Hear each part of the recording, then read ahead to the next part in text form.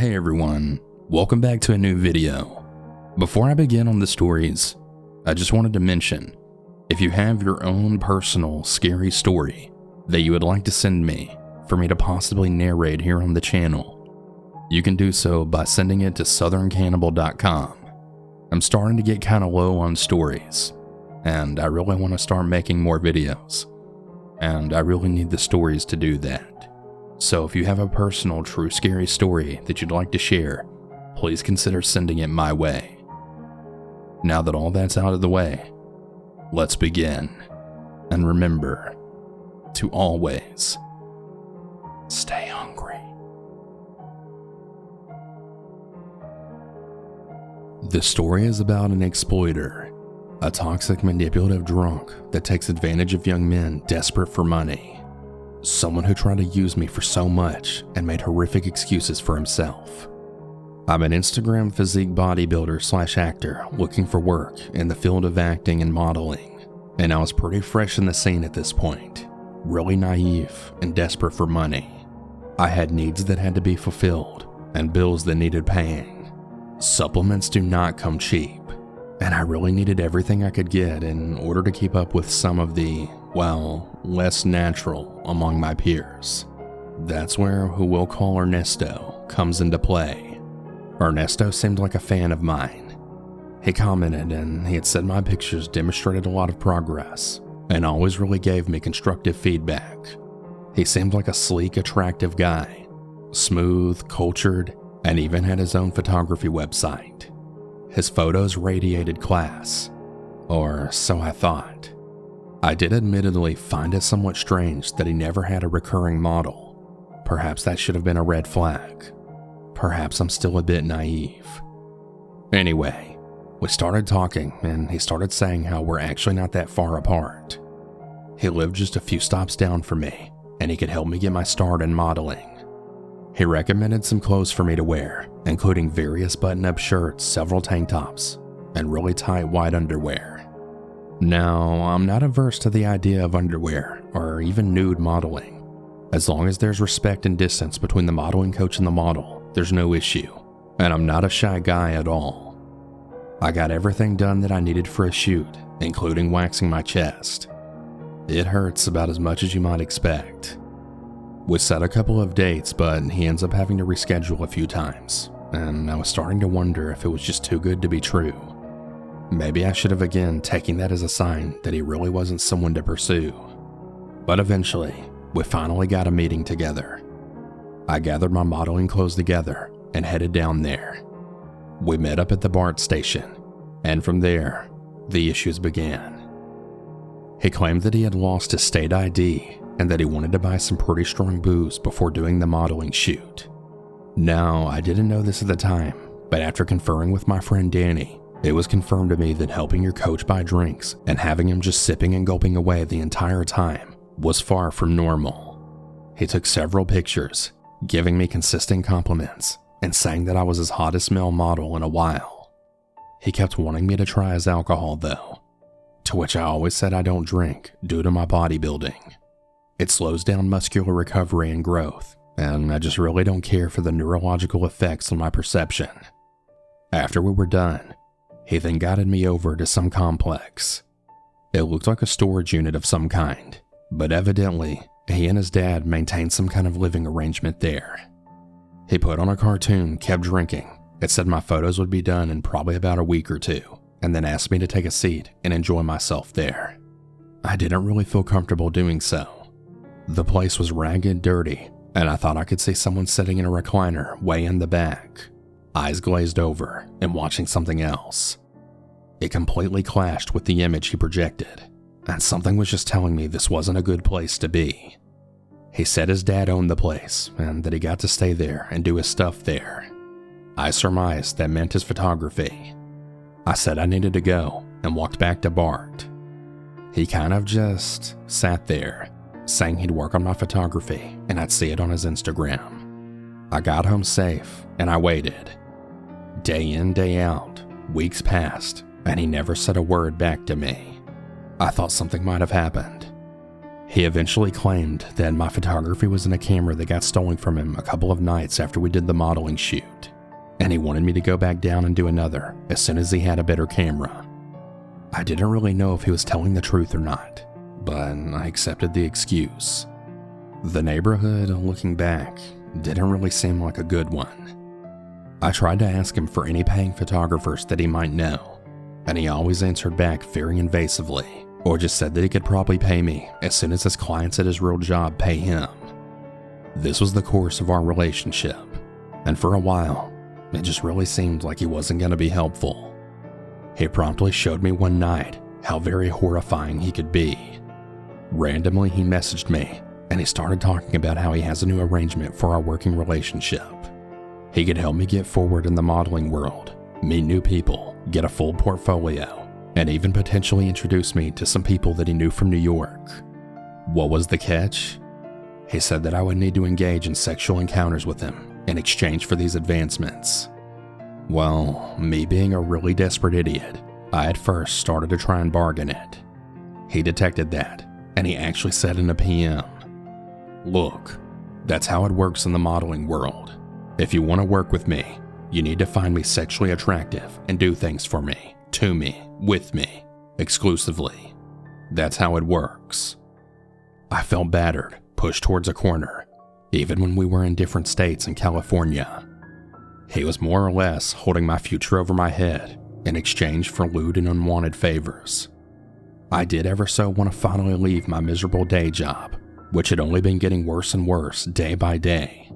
But my mind had drifted to all those stories that had recently been in the news of Harvey Weinstein, Kevin Spacey, of all these people who more or less hurt women and men in the same way, forcing them into things they wanted nothing to do with. A eureka moment then hit me. Why?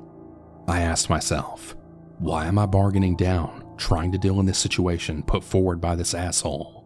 No, I refused to be victimized by him. So I then cussed him out, saying I wasn't going to be pushed around by some Harvey Weinstein kind of guy. I then blocked him and fell into a fitful sleep. I felt really sick the next morning, with the knowledge I didn't dream all that. It was absolutely real, and someone who I went down to shoot with, who probably still has pictures of me, was this kind of predator. It completely retextualized everything to do with him, trying to get me to drink, no recurring models, everything. I explained everything to my mom when she took me out to lunch that day. She comforted me, as moms often do, and helped me through the issue. I contacted all my friends in the modeling scene and tried to ask about him. Nobody had heard of Ernesto outside of California, and when I went to look for his profile, I saw he had deleted it. I hoped it would be over, but it wasn't. While I was heading to my college class, I got a PM request from guess who? Ernesto. He claimed that he had been really drunk the night that he had said all that, and he was sorry. It was all just totally inappropriate, horrible, and will I just please come back and work for him? I didn't dignify him with a response, and now, the reason I'm sending this in now, with my progress really amping up, and several really good projects being worked on, I saw that he made another new profile and tried to message me again, about 3 weeks ago, claiming he had gotten better at first, saying he was done drinking, that he was now sober and out of his dad's weird storage place. 3 attempts at hello later, and his true colors showed again. He proceeded to say the following: "You worthless city himbo, you think you're too good for me?" Needless to say, I didn't accept his message request, and after that, I never heard from him again.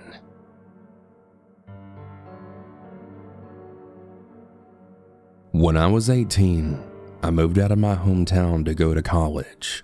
Being a girl and away from my family felt really awesome to me, since I live in Eastern Europe and my parents tend to be really overprotective when it comes to me going out, always asking with who, how long, and what time I'll come back.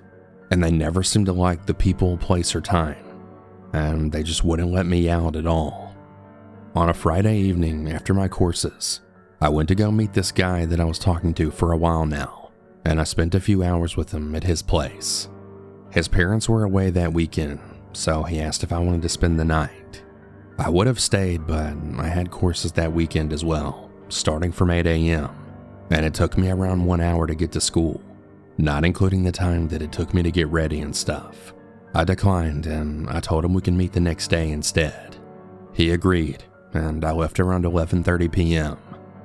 It was pretty late, and he was staying in a remote area full of really shady people, but I already knew my way around the place. I'm a pretty tall person, around 5'11", and I dress like a guy most of the time, so I wasn't really that afraid. I then went to the bus stop nearby that would take me straight home. There was already a few people there when I got there, so I took a seat on the bench and popped in my headphones. Most of the people were parents with kids, and there was only like 2 to 3 people that looked shady. Well, a few minutes passed by, and a guy that looked around 30 or 40 came up to me. Like I said, I had my headphones on and I was zoned out listening to music, so I didn't see him initially. He asked me something a few times and I didn't hear it. On the third time though, I popped out my headphones, expecting him to ask me what time it was or something, or if a specific bus comes on this station. The guy then mumbled something that I couldn't really understand, then started sticking his tongue in and out of his mouth really fast, then mimicking going down on a woman. I rolled my eyes in disgust and then put my headphones back on. I looked the opposite way, but I could see him with the corner of my eyes still making those really weird, disgusting gestures at me.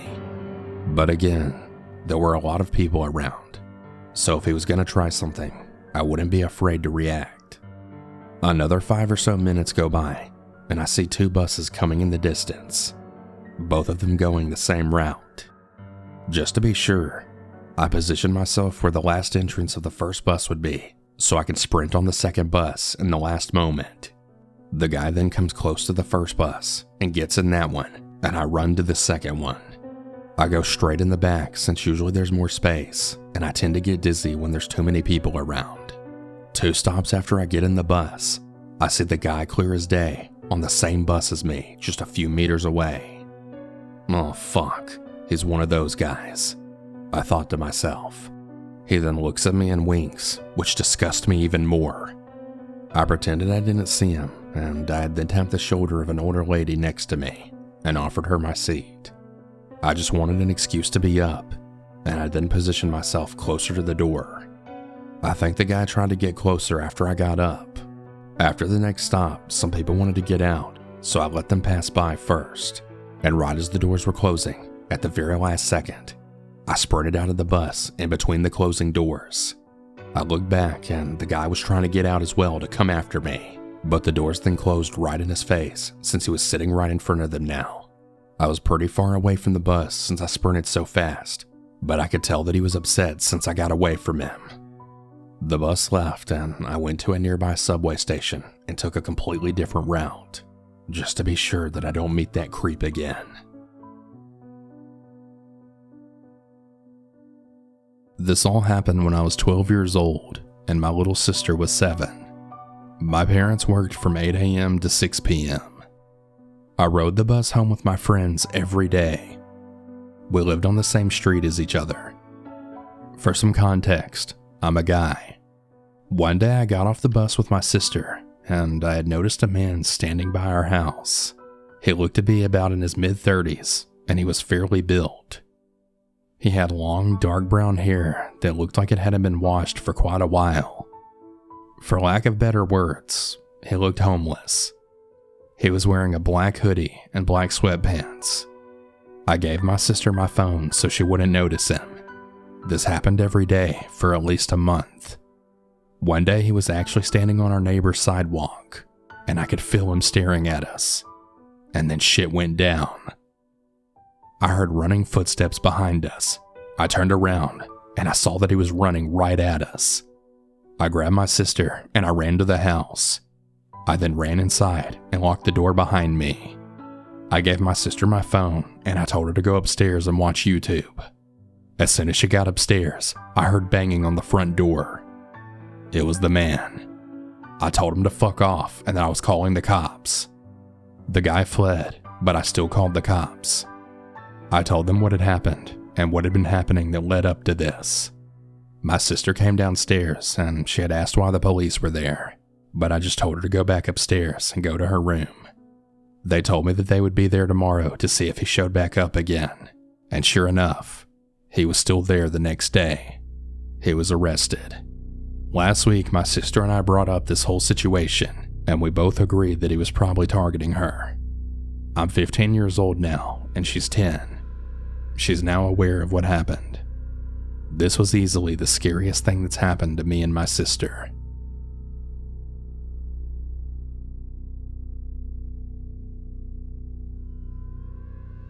Hey everyone, I just want to take a small break from the stories to thank today's sponsor, Shipstation. If you sell anything online, you're definitely in the right business. More people are shopping online than ever. That means a lot of orders coming in, and a lot of orders that you'll need to ship out fast. That's why online sellers like you need Shipstation. No matter how much you sell, Shipstation makes it super easy to manage and ship all your orders from your sales channel faster and cheaper and more efficiently. Shipstation is one of the easiest and most convenient choice for e-commerce sellers. You can import orders with any sales channel, ship using any carrier with deeply discounted rates, and automate just about any shipping task. I know a lot of people personally who use Shipstation, and even during the holidays, they were able to get out their shipments in a very timely manner, as well as save a lot of money. With Shipstation, you can save time by funneling all your orders into one simple interface, no matter what you're selling. Manage every single order, whether it's Amazon, eBay, Etsy, or even your own website, from anywhere, even on your phone. Ship more in less time with Shipstation. Use my offer code Cannibal to get a 60-day free trial. That's 2 months free of no-hassle, stress-free shipping. Just go to shipstation.com, click on the microphone at the top of the page, and type in Cannibal. Shipstation. Make ship happen.